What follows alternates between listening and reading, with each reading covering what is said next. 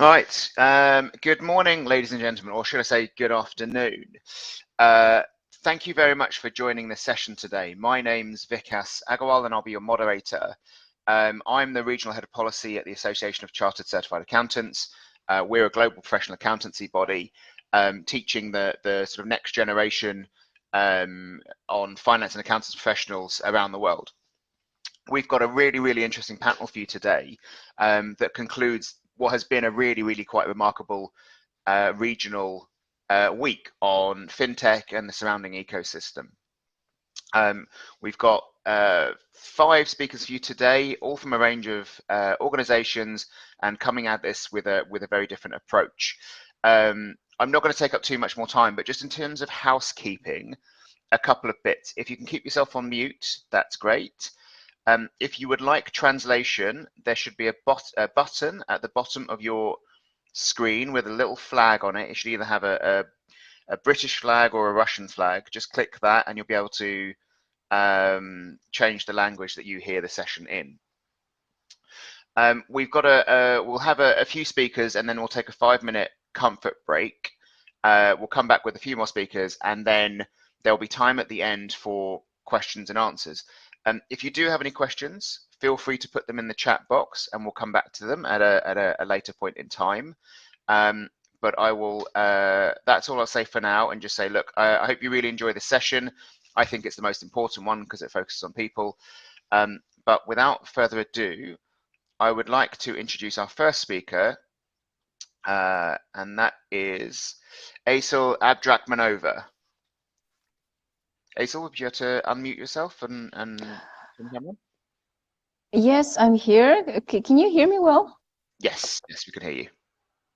Yes, sorry, I've just had some technical issues, so I'm joining from mobile phone. That's no problem. If you want me to move the slides on, then let me know, but I will otherwise let you do it.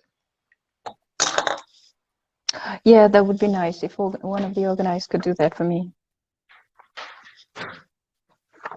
Good. Then I'll just move on with the first slide, please. Firstly, I just wanted to shortly tell about AIFC Tech Hub.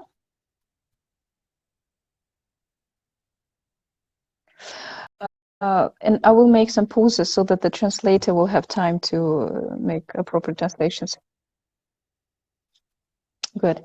So AIFC Tech Hub is a part of Astana International Financial Center that was built to support the ecosystem of innovative fintech companies in the region.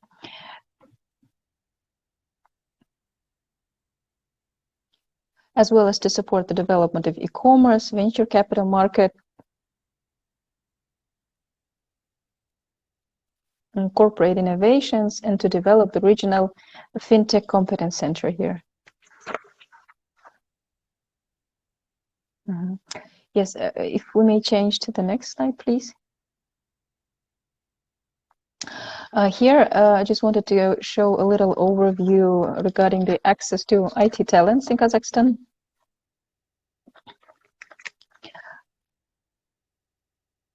So responding to the growing demand of the digitalization, both in the private business sector and the government, actually, the situation is pretty good, I would say, with more and more universities joining the game, as well as the coding schools, R&D labs.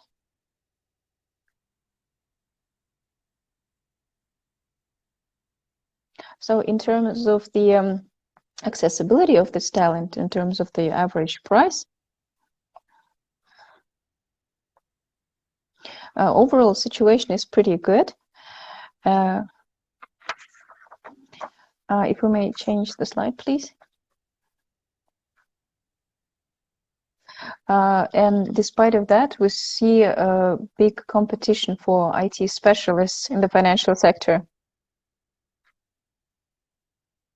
And when we look at how banks, for example, in particular, look for IT talents,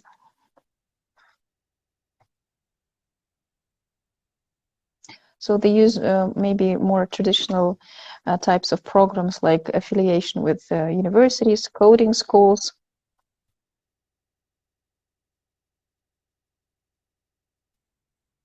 And some of the banks have set up their own so-called branded upskilling or training programs. And then there still remains the popular instrument of hackathon for finding talented young specialists.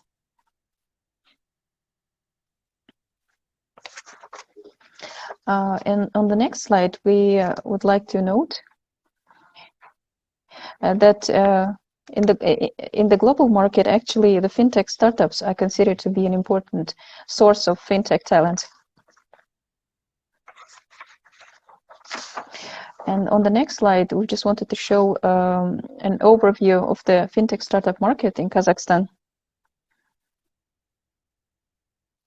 Yes, it's from our last study on the fintech startup ecosystem in Kazakhstan.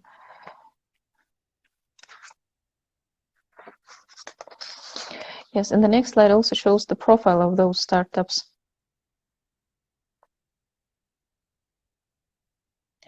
So if we can see from the more detailed profile, actually, the maturity stage of this startup is still early stages of development.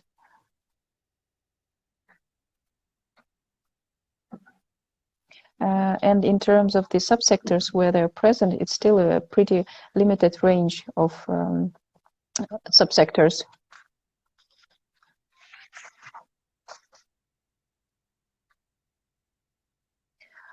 And on the next slide, you can see more of a human profile of a standard fintech startup founder.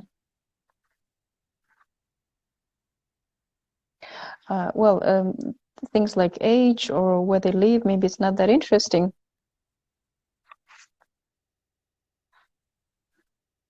What I wanted to note at this slide is that on average, a fintech startup founder does not have a solid experience of working in traditional financial sector. These are more represented by working for other startup or some state or quasi-state companies.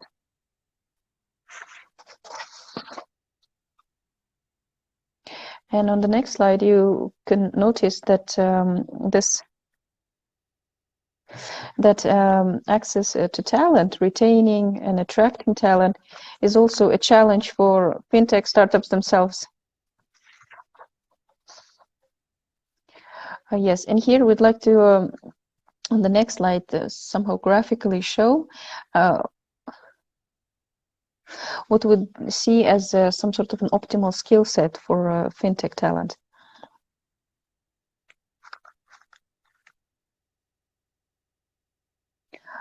So firstly, it's financial industry expertise and experience. And naturally, it's technological IT competences and business and entrepreneurship skills.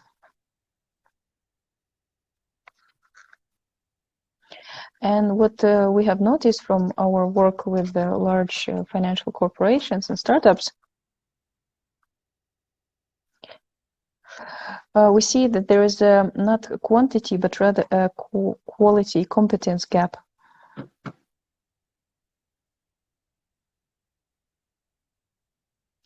For example, if we want to have a solid amount of fintech talents in the region,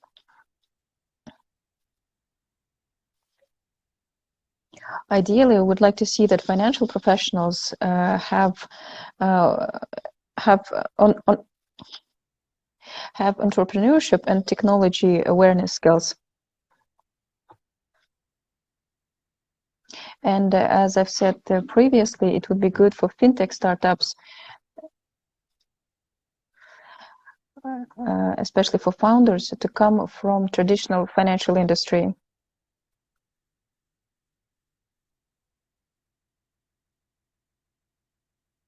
We also see a gap in the need for experienced IT specialists. And how we tackle those issues is on the next slide.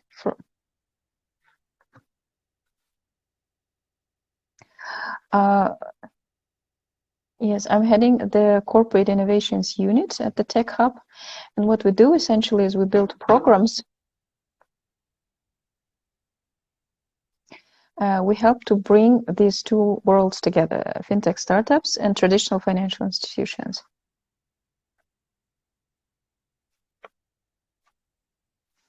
And on the next slide, I just wanted to give an example of the last program we have developed. It's the first fintech accelerator with the participation of 3 banks. It's Altin Bank, Eurasian Bank, and Freedom Finance Bank. The program has been developed in partnership with MasterCard and the leading corporate accelerator of Russia, Internet Initiatives Development Fund of Russia.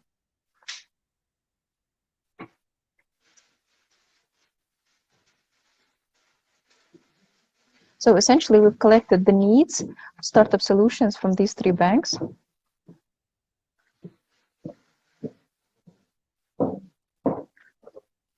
And as a result, we've collected over 270 startup applications from CIS and beyond.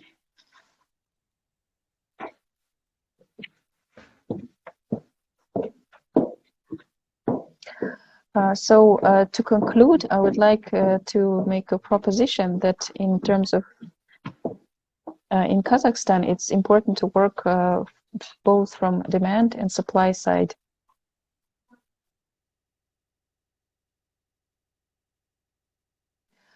It's important to increase and both diversify pool of fintech startups which are present in the market.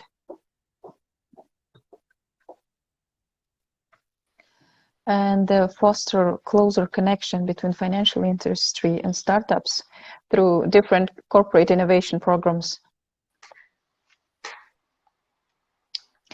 We would also want to be instrumental in developing entrepreneurship and technology skills development in the traditional financial industry.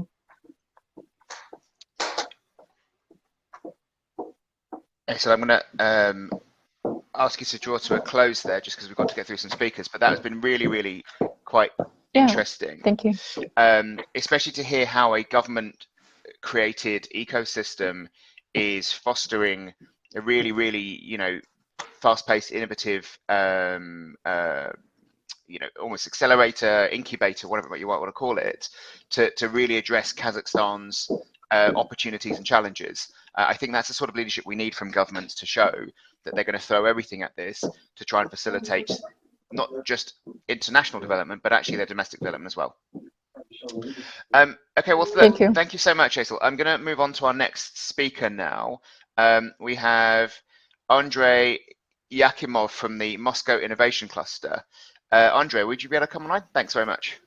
Yes, good afternoon, everyone. As was said, my name is Andrey. I'm the head of the International Department of the Moscow Innovation Cluster.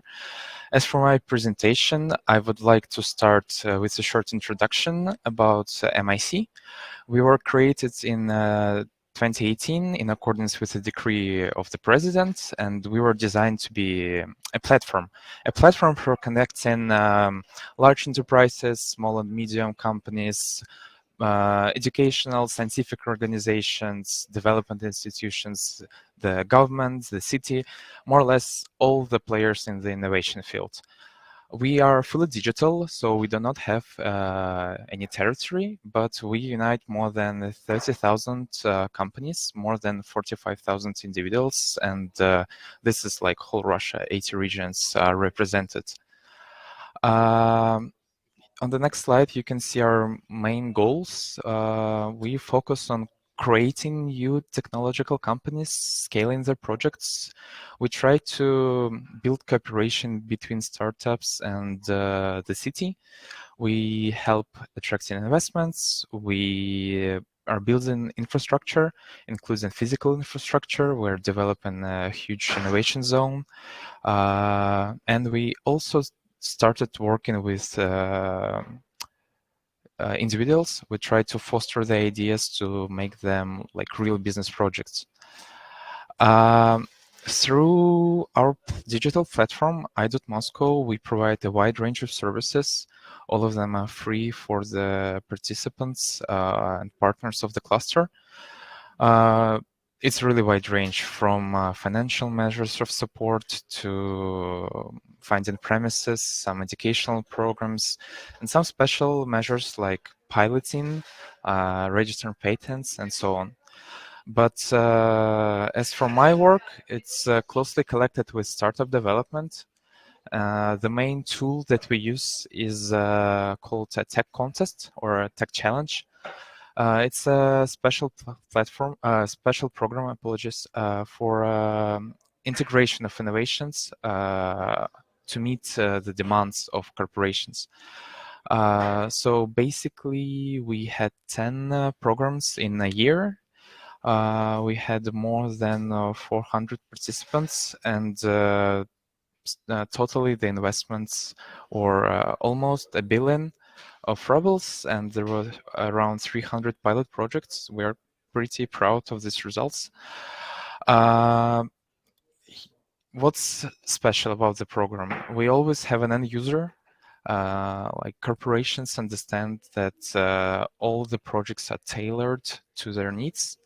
Startups have an opportunity to scale their project within a company, and they have a large networking, including with investors.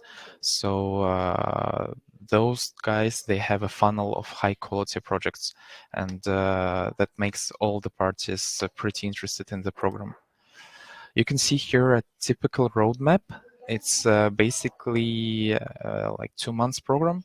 We signed some agreements with partners for pilots or maybe for investments. We have around 200-300 applications. On average, we select 20-30 best projects. And then companies go through a development program, which is basically 3 tracks: investment, networking, corporate track. So companies learn how to pitch themselves. We help to adjust the project to meet an exact need of the corporation. And in the end, we have a demo day where the magic happens, and companies actually present themselves to the partners, and in the end, we have pilots or contracts or some other forms of cooperation. As an example, I can share with you a program that we conducted this summer called Impact Challenge. It was focused on the sustainable development, and we had 27 participants.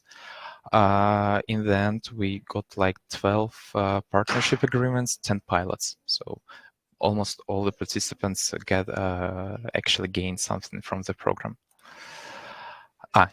Here you can see some solutions. There was a digital platform, there was a P2P learning platform, and some other companies. A standalone project is our cooperation with colleagues from the innovation cluster in China called Zhongguancun. We had almost a year-long project. It had six tracks. We had a lot of participants, over 100. In the end, 30 best startups from Russia and 30 best from China competed for a prize fund. Also, we developed exit strategies for penetrating an international market for them. And right now, because of the pandemic, we were planning an offline final. We had to postpone. It will be online in the end of December. And now some companies are already under negotiations with Chinese companies for pilots, with some investment deals, which I cannot obviously tell about right now because it's a process. But yeah, even online, this project was really successful. And actually, we would like to repeat this experience, and with colleagues from Tech Hub, actually, we're doing a similar project for Eurasia next year, and we will be announcing that, of course, with Tech Hub colleagues later on. In conclusion, I would like to say that we're only in the beginning of our way, since MIC is only 3 years old. Actually, today is our birthday. Today we're 3 years old. Yeah, we're trying to cooperate with partners all over the world, and we are always open to share experience and to collaborate. We are planning to have a FinTech program, like specialized FinTech program next year. So please feel free to connect, and I would be glad to see you participate in our programs. I think that would be really cool to cooperate with you guys. Thank you.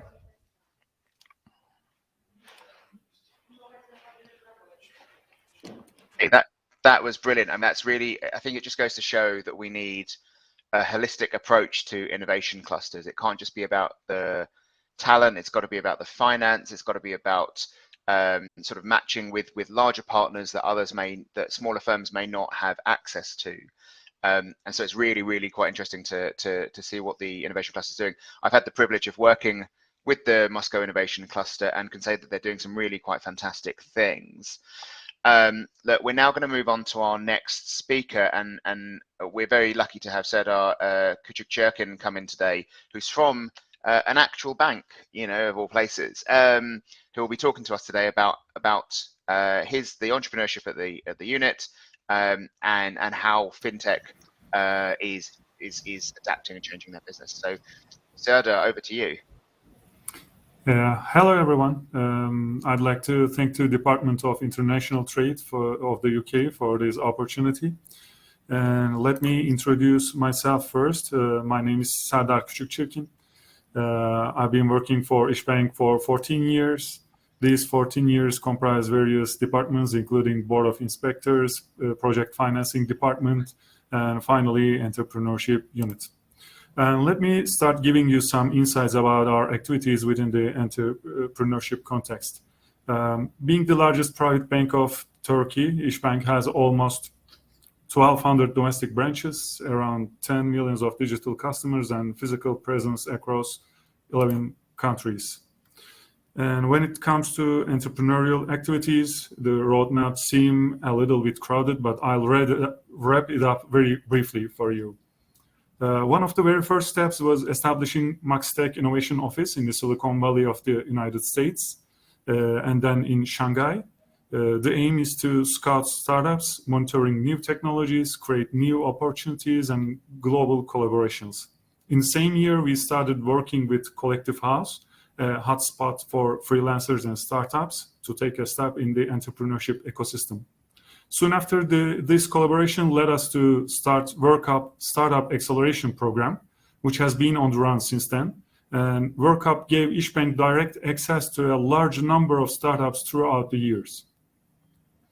Next on, Maxis Venture Capital, a fund with a specific focus on investing in promising startups, was found, so that İşbank became an investor in the ecosystem as well. In 2018, the API portal was found in order to enhance providing seamless banking services and corporates collaborate with third parties for open banking. In the same year, another innovation office, Softec China, was established in Shanghai, as I mentioned before. And before talking about Softec Ventures, I need to introduce you its parent company, Softec. Softec is the largest software company of Turkey and a subsidiary of İşbank as well. In 2020, Softec Ventures was found for building ventures that originate from either inside or outside of İşbank Group. Another major step was taken in 2020 as an entrepreneurial milestone. The entrepreneurship program is going to be our focus in the session, and I'll come back to this in detail. Pazarama was established as a spin-off to become a prominent marketplace in the near future, and a payment infrastructure provider, Moka, was acquired as a strategic move. We have started the thematic WorkUp Acceleration Program, focusing on agricultural technologies, in September. And last but not least, a new branch concept, a branch that is fully focused on startups, has just opened. So that was our journey in the entrepreneurship ecosystem in a nutshell. As İşbank, we think like and act like startups, and we work with startups to sustain our market position. We do this by a wide range of actions seen below. So to use the time efficiently, I'll mention about the next 3 slides very briefly.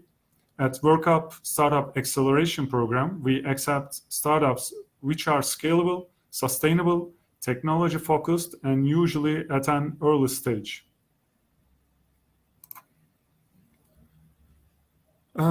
We have invested in 5 startups through Maxis Corporate Venture Fund, and for now, the size and the number of the investments a little bit lower than we actually like. Some of which are WorkUp program alumni, and we aim to increase the number and amount of investments very soon. Regarding the startup branch, you can see our target groups in 4 layers.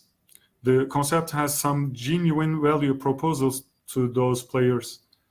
First of all, it speaks the same language with startups, and it's fully capable of understanding their needs in every step they take. And the vision is clear, becoming the bank of startups and other players in the startup ecosystem. After giving these insights, finally, we can talk about our corporate entrepreneurship program. We started our first program in the end of 2020 and started with an ideation campaign for our employees. After multiple elimination processes, the most favorable ideas are chosen for the program. What if one has no ideas but still wanting to participate in? He's also welcome for bringing diverse competences in. The teams are personally built by the idea owners, aka the product owners, and it's crucial to have the right variety of competences within each team, which is fundamental advice for any startups as well. The program starts with the verification phase, where the problem is thoroughly defined, problem-solution fit is tested, and the market opportunity is explored. The teams are also supported by professional consultants, and at the end of 8 weeks, teams present their outcomes and their other elimination, and another elimination takes place. Qualified teams take a further step into the incubation phase. During the incubation phase, the teams are equipped with software development resources and build an MVP, a minimum viable product, Teams meet their potential customers on site to test their MVPs and see if they meet the KPIs in the end. They also make a feasibility analysis to see if the idea has a positive and meaningful net present value. This is essential to convince management to allocate more resources into it. In our entrepreneurship program, we are still working on improving the products and metrics. Our target is to build multiple success stories that end up with some valuable, fast-scaling spin-offs in the near future. The entrepreneurship program aligns so well with building the bank of future vision of İşbank. We are running a technology and innovation-oriented program targeting to build scalable, profitable, and sustainable spin-offs.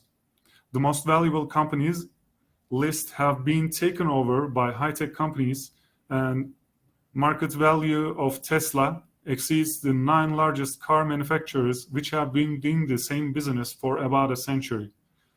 These examples implies the value of sustainable growth and technology transformation for us. We can now discuss what we have targeted and what we get. Besides building ventures within the company, the ultimate goal of the program is to enable our employees think and act like an entrepreneur, so that they will become capable of discovering pain points, building solutions, tackling problems, and take risks as an entrepreneur would do. We have put our employees and company culture transformation as a top priority when designing and running the entrepreneurship program. For corporations having deep roots and relatively rigid culture, corporate mental setup cannot be changed simply by taking a top management decision. You need to spread transformation through each and every employee. That's why rather than a corporate entrepreneurship program, we prefer to call it as an intrapreneurship program. We focus on our colleagues to gain entrepreneurial competences individually. Another essential goal is to create new business models within the bank. We learn those models from startups and introduce them to our corporate world. That's how we strengthen our specific muscles that will lack for being a corporate, such as agility, design thinking, lean startup, and more. Regarding how much has been achieved so far, I can confidently say that the entrepreneurship teams have been performing beyond our expectations, thanks to their ambition and ever-growing entrepreneurial spirit. Our first program attracted 251 entrepreneurship ideas from our colleagues, 6 of which were accepted to the program. Now, 5 teams have made it to the efficiency phase, where the teams are working on improving the products. Soon they are going to be ready to get commercialized, and who knows, maybe a unicorn is being born into our hands now. Thank you for your attention, and I'd love to exchange some insights with you anytime.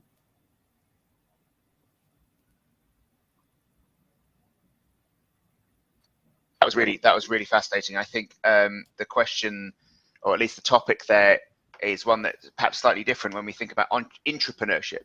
Now, we know that there's a huge battle for talent, and we know that often very talented people within big organizations will look to leave if they have a good idea and want to try and set up on their own. And so this notion of intrapreneurship, fostering creativity and innovation within your own organization, is incredibly important. And of course, with the right support and mentoring and access to data, finance, whatever it might be, can really allow big organizations to retain that talent and actually potentially create something new and quite significant. I'm going to move on to a short bit of Q&A now.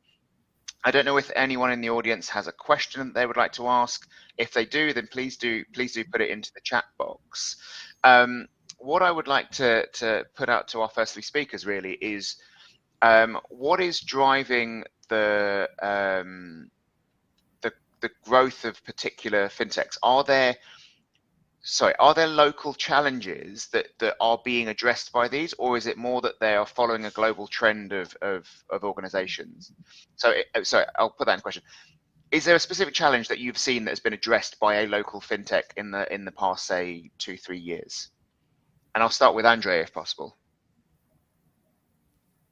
Yes, sure. I think what we have been seeing is that many fintech projects use the situation with the COVID, with the pandemic, and the Chinese have a saying that where there is a challenge, there is an opportunity. I think that's exactly what happened. That many small companies benefited from that. For example, I know about a series of startups in Europe that were given access to financing for some small sites, small cities, and digitalizing everything, like the payments. And with the current trend, when we physically were scared to meet people, that was like a 100% hit. So I guess what we are seeing is that there is not like a specific challenge. There is a series of challenges that was brought by the pandemic, and those startups that can focus on one, which is considered to be the most vital for them, they are actually successful. I think that's really insightful. I think we can all appreciate that COVID has drastically changed how we have to operate, whether it's where we work and how we work, how we communicate. Serdo, a question for you on entrepreneurship. Do you find that people are comfortable in making that first step in approaching the bank to ask for the space to come up with an idea? Is that becoming easier for people to put themselves forward for this? Well, actually, that's a point that we specifically encourage people to do that. We run on campaigns, ideation campaigns for that, and it's quite important for us to make our colleagues understand what we are doing and what we are expecting from them, because they have always been working on wages, but actually this program gives them the opportunity to become an entrepreneur, become a founder of a spin-off. We strongly encourage this, so I think they feel pretty comfortable when they see our approach about that. Excellent. I mean, look, that's I think taking that first step is always the hardest step, and Yeah, being able to speak to your colleagues internally, especially senior colleagues, and say, look, I want to try this, can be quite daunting. Assel, I've worked with fintechs and around that the sort of financial services ecosystem for a long time, and I know the power of fintech in particular to improve a number of socioeconomic challenges. Obviously, the AIFC is a wonderful brand new ecosystem. How is the AIFC and the Kazakh government ensuring that the solutions that are created there benefit the people across the entire country of Kazakhstan, which is obviously quite large and you know very there are some quite remote parts. So how are solutions benefiting people outside of the bigger cities?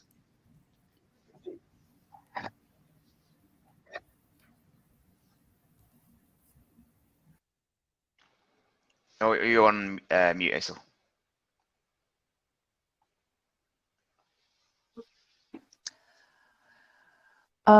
Yes, some of the instruments are quite traditional, like supporting fintech startups in general through incubation and acceleration programs, helping them scale their businesses in Kazakhstan and abroad through corporate sector.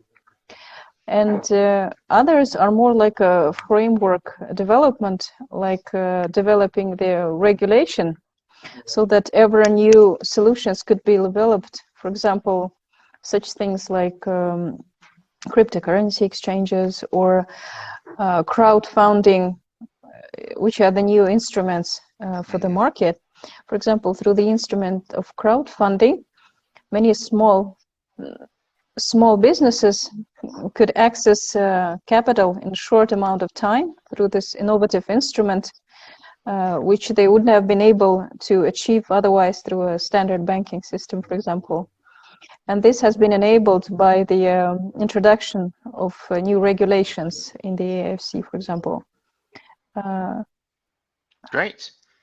I think that's the point. I think we need centers to be flexible and innovative, and you know, when thinking about regulation, they have to be recognizable, understandable, communicated well, but they have to be developed in partnership with businesses to ensure that they're not too rigid, that they aren't going to hamper innovation.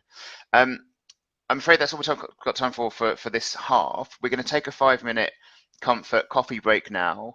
It'd be great if everyone could be back just before 10 minutes to the hour, where we've got a few more speakers, and then we'll have a bit more time for Q&A. So yeah, please do come back in about 5 minutes time, and we'll see you then. Thanks very much to our speakers so far. Thank you.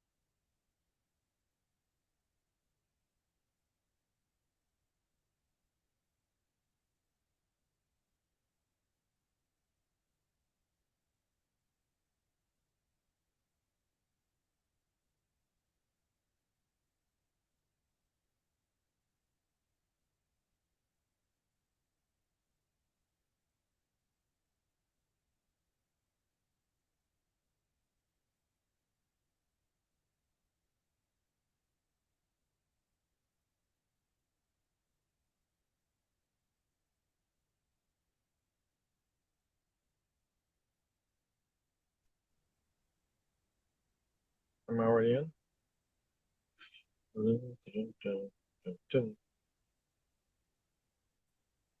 Okay. Oh.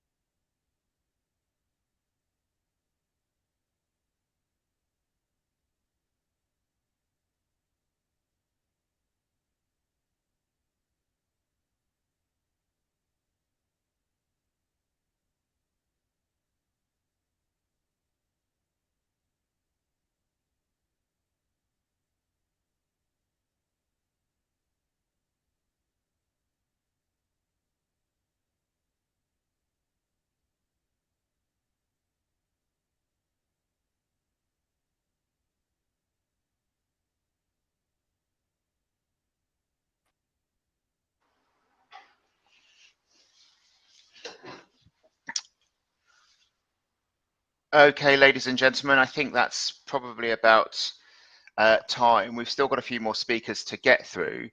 So I'm going to kick off the next part of our session. Can I please invite Robin Butler to turn on his camera and queue up? Robin is from Sturgeon Capital. I'll let him introduce himself properly, but he's our next speaker. Thank you very much, Vikas, and thank you everyone for being here and to DIT for arranging this. Just start with a kind of brief introduction to Sturgeon Capital. So we're a London-based venture firm investing in early stage technology companies in frontier and emerging markets. Now we're currently investing out of a fund focused on Central Asia and also the wider former Soviet Union. Now that's a fund investing in a range of different businesses at the kind of seed to Series A stage. Ticket sizes are typically around 500K. It gives you a kind of sense of the kind of size of company that we're typically investing in. And the three areas where we focus primarily are marketplaces, both B2B, B2C, SaaS solutions, so anything focused on kind of enabling businesses, particularly small businesses, and then also FinTech. FinTech is a kind of core part of what we do, whether those are kind of pure FinTech companies or other businesses such as SaaS solutions or marketplaces that are building embedded or integrated financial solutions and services for their existing user base. I think what's maybe interesting to add as well in the context of this session is that we're a for-profit and for-impact fund as well. So as well as targeting a market-rated return for our investors, we're also aiming to support 500,000 jobs through our portfolio companies, and also to encourage innovation through investment in technology and technology-enabled businesses. If we're going to focus kind of specifically on the fintech side of things, I think it would maybe be interesting to share a couple of kind of trends that we've sort of seen in the past couple of years while we've been investing in companies from Uzbekistan, Kazakhstan, Georgia, Ukraine, and also ones that operate more regionally. And one aspect is something that was kind of highlighted earlier by Assel, I think it was, which is that pretty much every company in every country and every region faces a problem with talent. Now that's true, I think, universally if you're looking at kind of startups with tech talent, but I think also if you're looking at the kind of experienced senior individuals, I think by and large finding sort of enthusiastic, ambitious young individuals to take on the kind of to enter roles at a kind of more junior level isn't too much of a challenge. But when you start looking for individuals such as CFOs or chief marketing officers or just that more kind of mid to senior level, a lot of companies face a real challenge there. I think what you're seeing across the region is a lot of kind of encouragement from sort of governments and state affiliated organizations providing training programs, whether that's for investors or for individuals who want to kind of work in these industries, and that's really making a difference. What we're trying to do across our portfolio companies is to encourage kind of knowledge sharing and experience sharing, so that given that a lot of these companies are facing similar issues, rather than everyone having to make the same mistake individually, let one person make it and then share that with others. So that's kind of one trend we've seen. Another one would be that you're seeing this kind of, I think there's sort of two angles, and I think we touched on it here with Serdar coming from the sort of traditional financial institution background, looking to come into the more kind of technology space. That's what you have on one hand. The sort of established institutions, whether they be banks, insurers, or even sort of consumer brands, large corporates in that aspect, looking to become more technology enabled, building solutions that put technology first, that provide a kind of digital experience for their end users. That's what you have on one hand, and then kind of, I guess, the sort of grassroots side of it, the sort of the startups coming from the other angle, usually with a very different sort of mentality and kind of structure. And it's very interesting to see how that kind of develops across the region. One example maybe being Kazakhstan at the moment, where Kaspi has built a kind of phenomenal position in a large number of verticals now. And that's really encouraging all the other banks and corporates as well to try and really improve the quality of the service that they're providing to their end users. But at the same time, you've still got the kind of startups fighting through, as it were, or trying to build their solutions, maybe in sometimes more specific verticals, or it's quite often in the B2B space where Kaspi doesn't work. And actually, the ultimate result of that is that you get a better service for the end customer, whether that's consumers or businesses. And so I think that's another trend that we're seeing. And the final one that I wanted to pick up on is when I think sometimes when people think of kind of fintech, it's thinking of say a pure financial services or pure, whether that's banking or insurance, whatever, a pure financial services company. And actually what I think we're seeing a lot more of now, and actually something that we really try and encourage within our portfolio companies, is this idea of sort of embedded finance, embedded fintech solutions within an existing kind of customer base. And what I think is really important about that and crucial for any company is really that idea of distribution. If you think about building a sort of a financial or sort of fintech company from scratch, in order to acquire customers, you have to pay for them. You have a customer acquisition cost. If you face competition, that customer acquisition cost can be pretty high. A country where maybe that's different is Uzbekistan at the moment, but that's I think a unique scenario. Any other country in the region, you have existing players, competition, so you have to pay money to acquire these customers, and that ultimately is a cost for the business. It increases your sort of cost of growing. But if you're an existing business, say a marketplace or a SaaS solution with X thousand business customers or hundreds of thousands or millions of monthly active users, your customer acquisition cost is basically nothing. When you provide a financial service to them, all you do is provide greater value to them as the end user, and therefore increase the kind of quality and value of your own product to them. And ultimately, I think is then creating more value internally as your business, whether that's through revenue or kind of the ultimate market that you're going after. And one good example of this from the companies that we've invested in is a company called ZoodPay. It's a BNPL, a buy now, pay later solution, operational in Uzbekistan, Kazakhstan, and also 5 countries in the Middle East.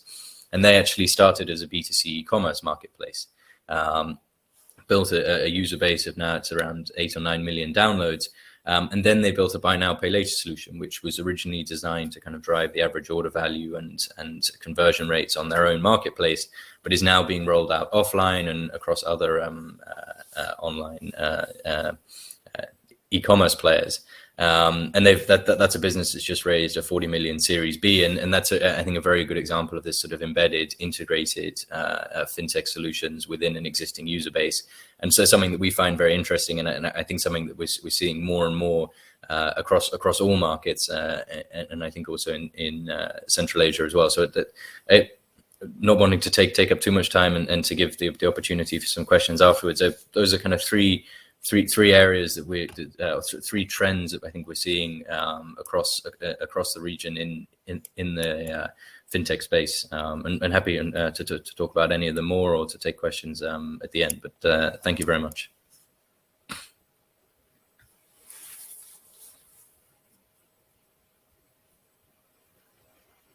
That was really, really interesting. I think you've touched again. I mean, obviously, really good speakers and everything else, but I think the big point there is this is really about competition and innovation, and actually the drive from customer demand. You know, I think for perhaps too long, organizations have rested on their laurels. They've had the sort of the market share, and now they're being challenged to provide a better service to their customers. And the historic organizations have to think and adapt to that. You know, we know that consumers don't have the same loyalty that they once had before. They'll look for new solutions where they improve the service or actually are brand new solutions to problems they didn't know they had. So it's great that we're seeing this sort of this very sort of small level innovation, and we've got organizations like yours that can really nurture those sort of creative ideas and start challenging some of the sort of traditional bigger players. We're going to move on now, and actually I'm going to take a few minutes to talk to you about ACCA and what we're doing. So as I mentioned, I'm from ACCA. I'm the regional head of policy. We're a global professional accountancy body. We've got almost over 750,000 members and students around the world, a lot across the Central Asian and Eastern European region.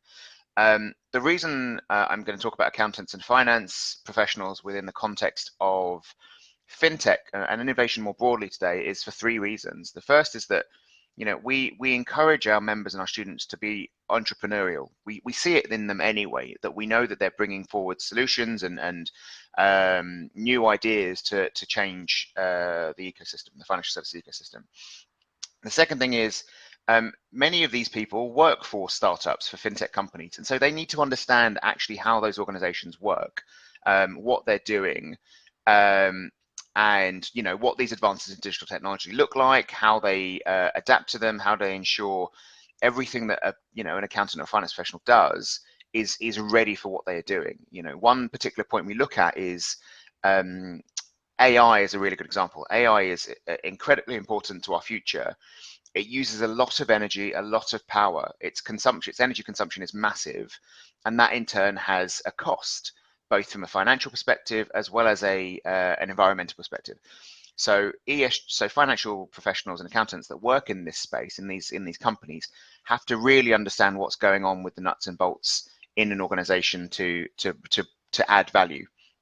And the last element of it really is where organizations like ISKBank and other large institutions are changing the way they operate, finance professionals need to be aware of that as well. They need to help them through that transformation process. They need to understand the risks, the opportunities, what it means for the wider organization, their subsidiaries, and everything else. And that's why we talk about accountants and finance professionals being at the heart of fintechs and at the heart of the fintech ecosystem. So we're doing a lot on this in this debate at the moment. You know, we're talking about the advances in digital technology. You know, we need to think about how it's reshaping the world of business, because it is changing the shape of business. Borders are collapsing. We've got much more cross-border innovation, cross-border sales.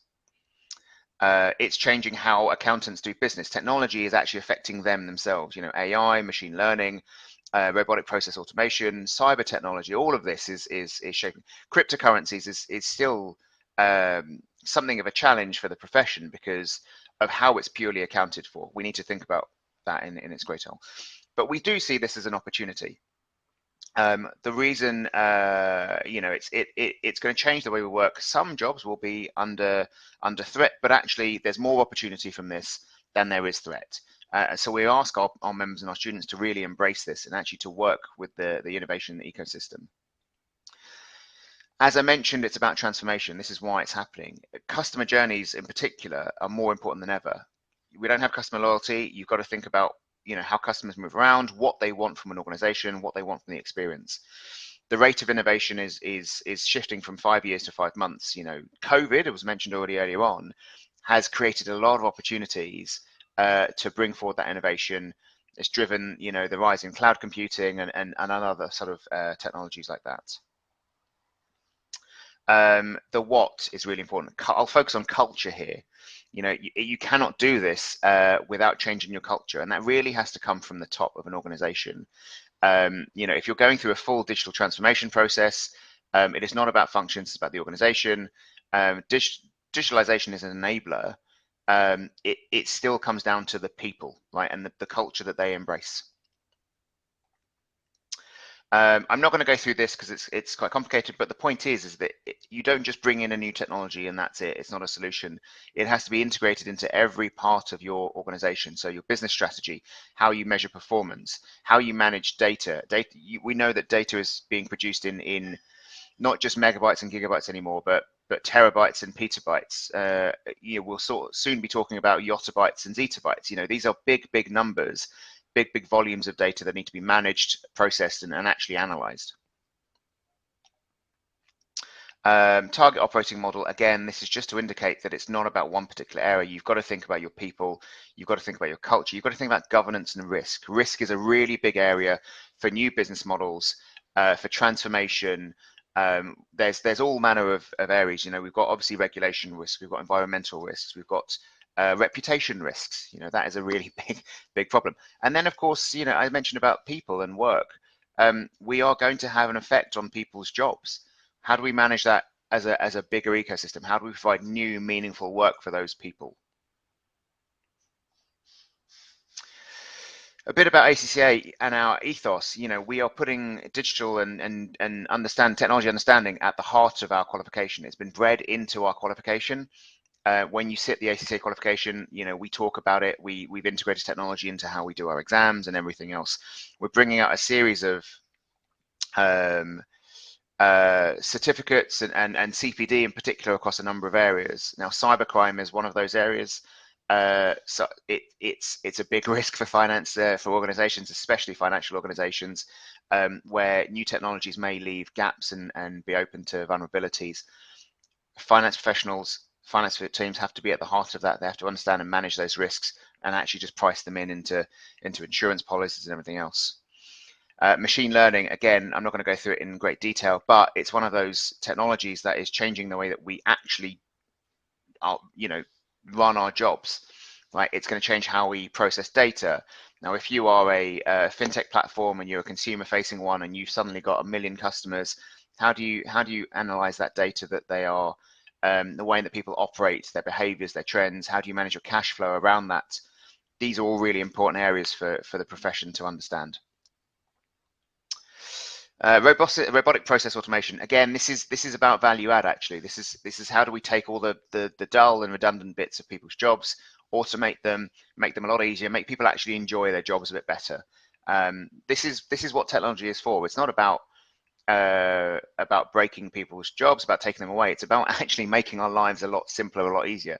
So when we're thinking about the customer journey, thinking about consumers, we also have to treat our staff as consumers, the consumers of technology, and make sure that they are, actually focusing on value-added areas, and not just doing the sort of general handle-turning work that previously they've done before.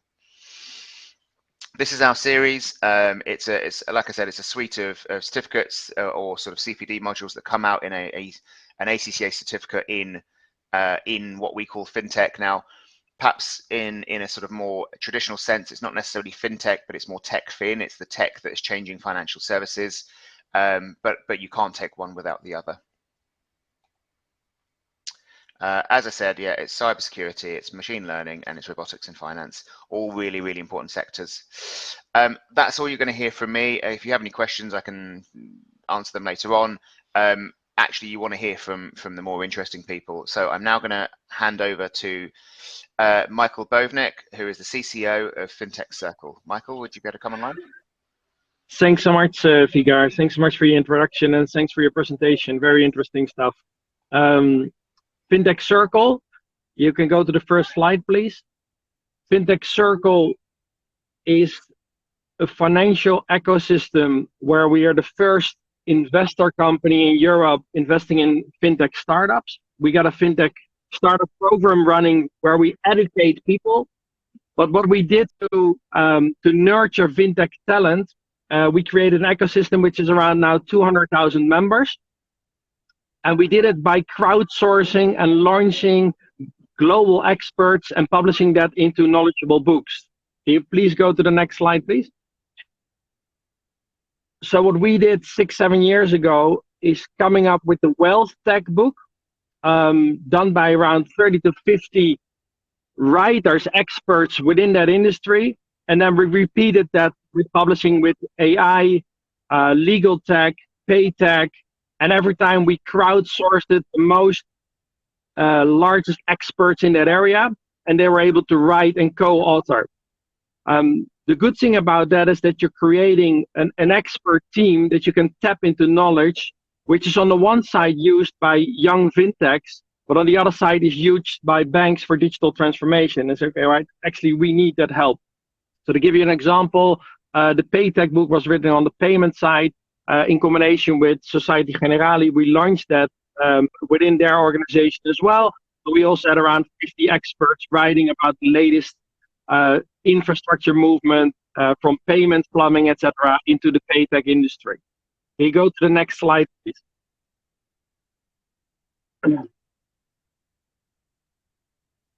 Next slide, please.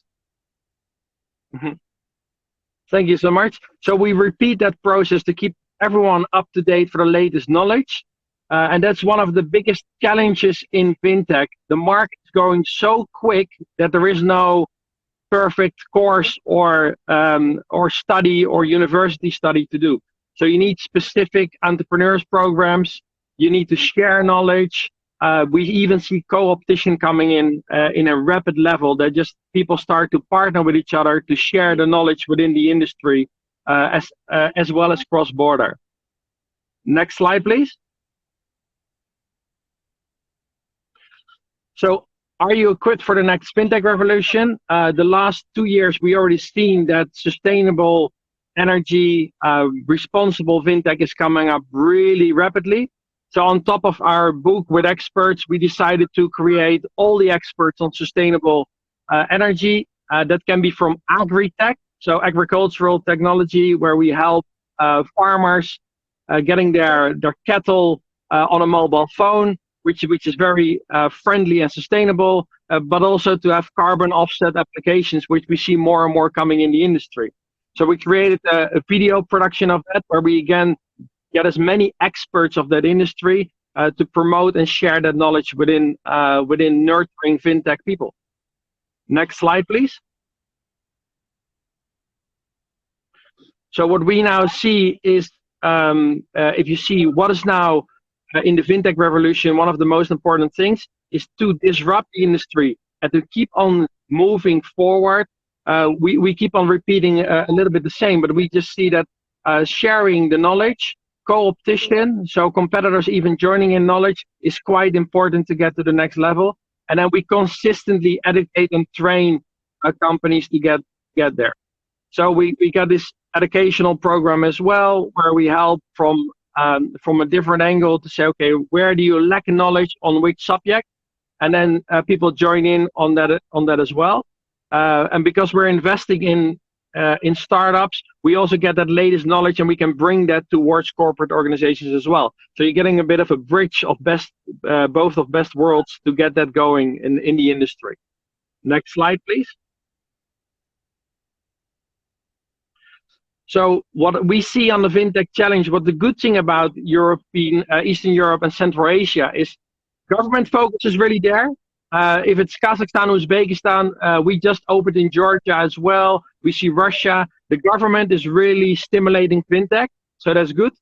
There is less burden on existing infrastructure, which is a great benefit if you look at existing Western European countries, where there is already an old infrastructure, where we already bound by other legal objections. You see that Eastern Europe and Central Asia is moving quicker and crossing that quicker, so that's really good. So what is then the challenge we have at the moment with Eastern Europe and Central Asia? Next slide, please.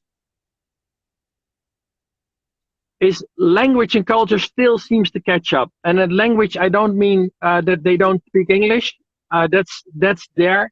It's more the way we communicate, the way we approach certain things like agile or AI or cybersecurity processes and workflows.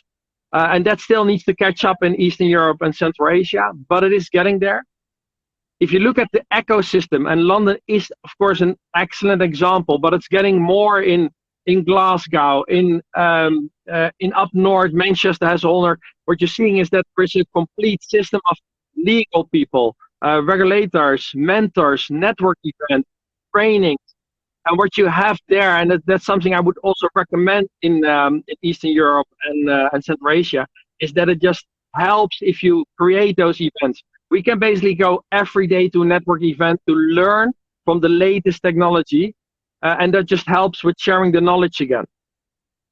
FinTech hubs really have that function to learn and to share knowledge. But we also see there is no playbook at the moment. If you see how quick blockchain goes, or digital assets, or the latest technology on AI or cybersecurity, the best way is just to share.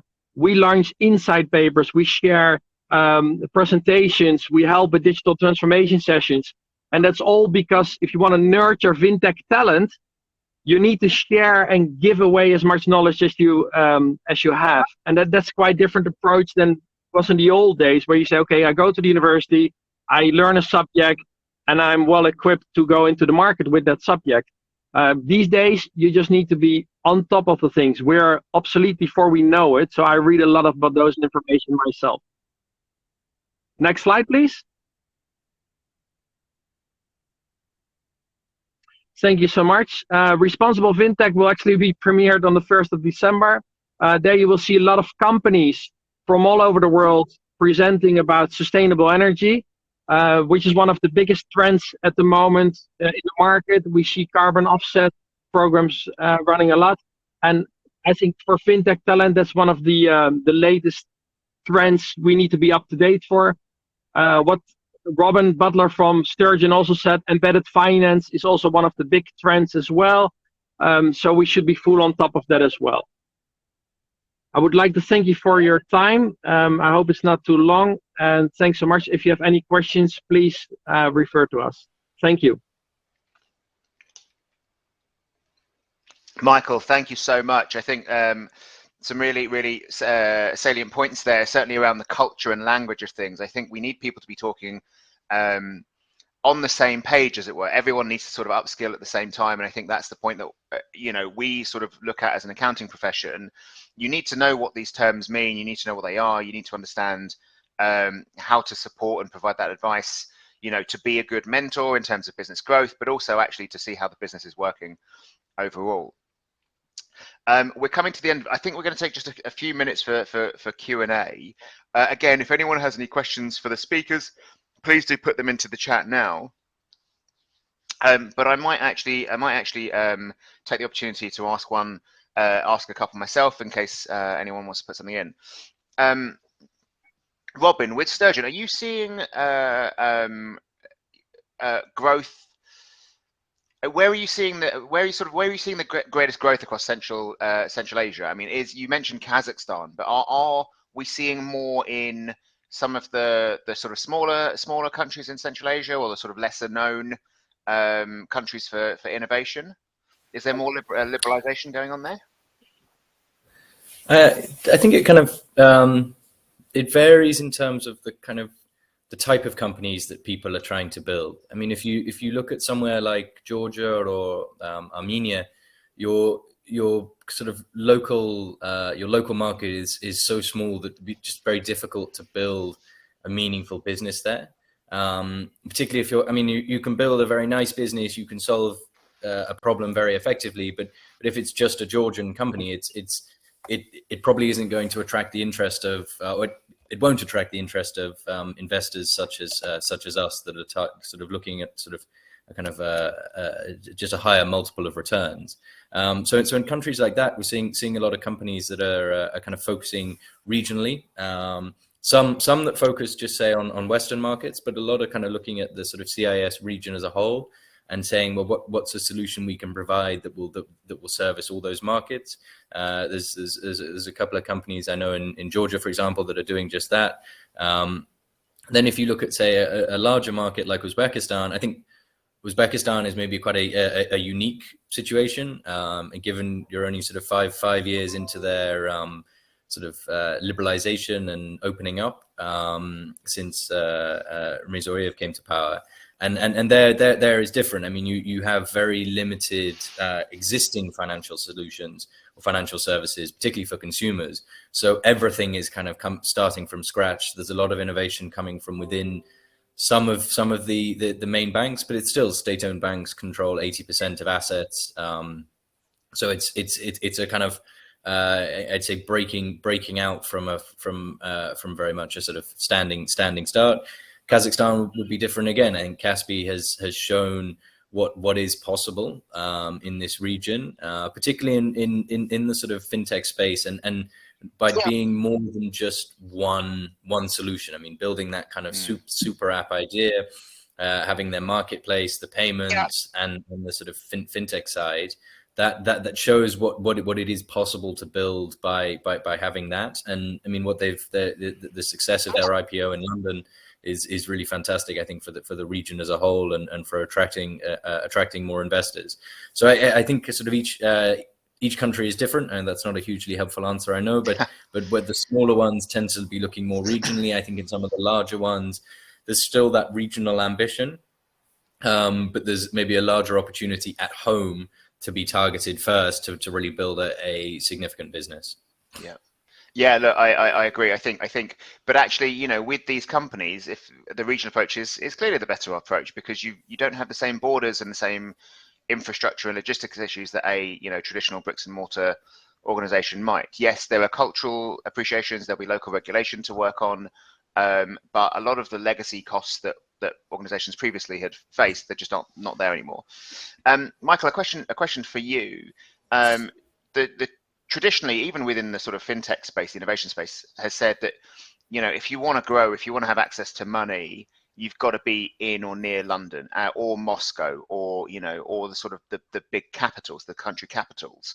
But what we're seeing now is that that's not the case anymore, right? People are setting up from second cities, third cities, and I assume that's because their sort of their quality of life is playing more and more of a role in it. Are you seeing, you know, clusters in non-traditional places, so less in the capital, more in smaller areas, in sort of, you know, nicer places by the sea or by the beach or whatever?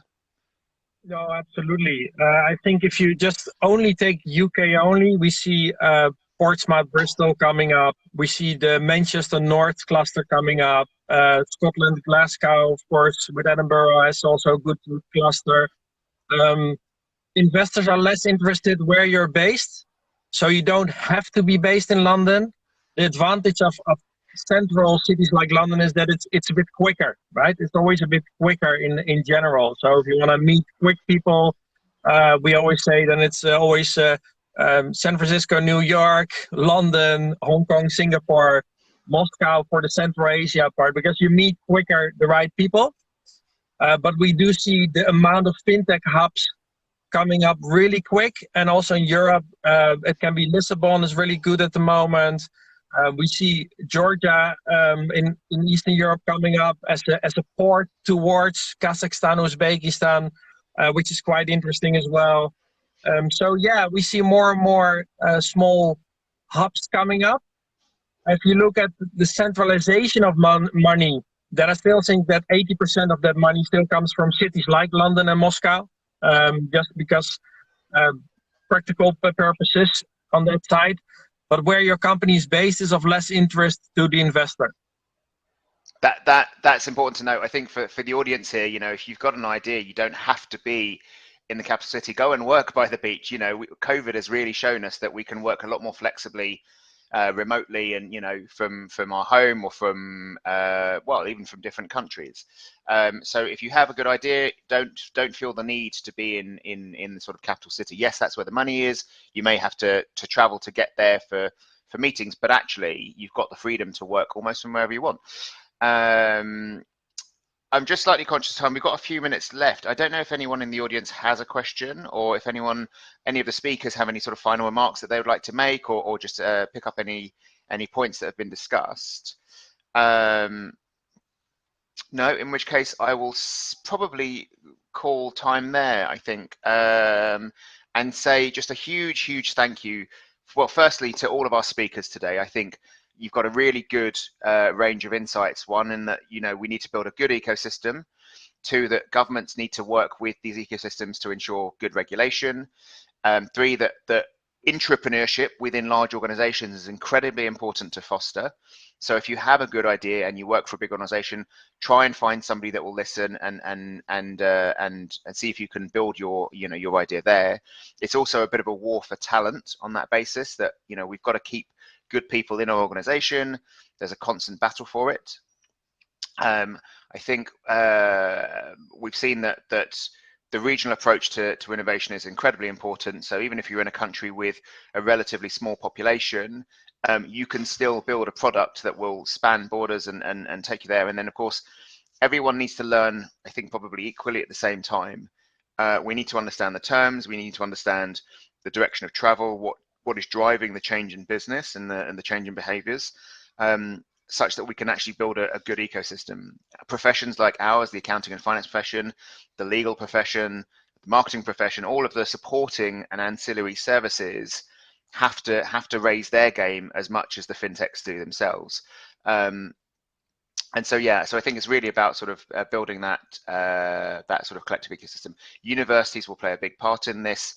But also non-traditional education routes are really important as well. Portfolio learning is important. We're seeing a lot more, you know, MOOCs, massive online open courses that are teaching a whole range of different topics. So yeah, I'd like to say thank you very much to DIT for this actually really quite fantastic week. The range of topics have been remarkable. The organization's been remarkable. The fact that it is a regional event just goes to show that actually this isn't something that's done in one country or another. It is a, you know, it's a topic that spans borders and cultures that we should be trying to learn together. And let's remember that all of this is really about the customer, it's about the consumer, it's about society, about improving the way that we run our lives, manage our lives, and how we operate and behave today. So thank you very much to everyone that's attended, that's spoken, to the organisers, and I'll stop and say have a wonderful rest of your day and wonderful weekend, and best of luck with your innovation journeys. Say goodbye. Thank you very much for joining us.